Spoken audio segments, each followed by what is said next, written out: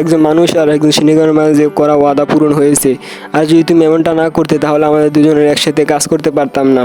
এরপর 2 বছর আগের ফ্ল্যাশব্যাক নিয়ে যাওয়া হয়, যেখানে কিছু ছেলেরা বলছিল টানাকে আরও একবার টপ করেছে।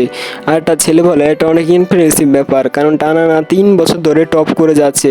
আর একটা ছেলে বলে সে সম্পূর্ণ জাপানের ভিতরে মিডল স্কুলের সবচেয়ে বেশি টপ এসেছে। আর এরপর টানাকা একা একা বসে তার পরীক্ষার নাম্বারগুলো দেখছিল।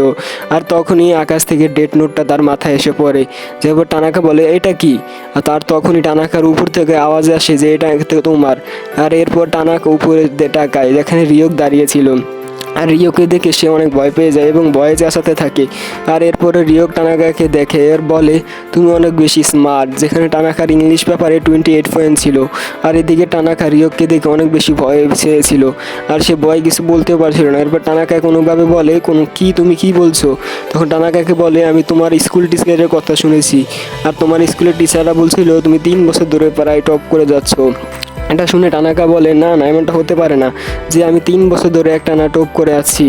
এরপর টানাকা কিছু একটা মনে পড়ে, আর সে কিছুক্ষণ ভাবার পরে রিওককে বলে তুমি যে টেস্ট পেপারের কথা বলছো সেটা কি আইকিউ টেস্ট পেপার?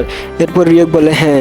এরপর টানাকা বলে আমাদের স্কুলে আইকিউ এবিলিটি টেস্ট করা হয়, আর তারা এর রেজাল্টও জানায় না।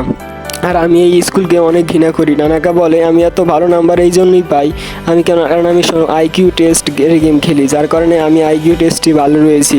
এরপর রিওক বলে যে মানুষ স্মার্ট হয় সে তার ফিউচারে আসা সকল সমস্যাগুলো আগেই সমাধান করে রাখে, কিন্তু এই টিচারে হাই স্কুল মানুষদের বলে বাচ্চারা ইডিয়েট হয়।